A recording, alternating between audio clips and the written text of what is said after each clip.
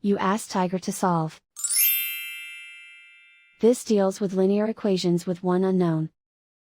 The final result is a equals 25. Let's solve it step by step. Group all constants on the right side of the equation. Subtract 3 from both sides. Simplify the arithmetic.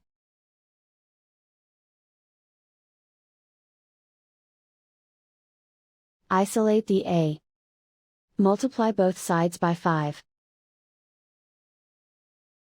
Group like terms. Multiply the coefficients. Simplify the fraction. Simplify the arithmetic. And so the final result is a equals 25.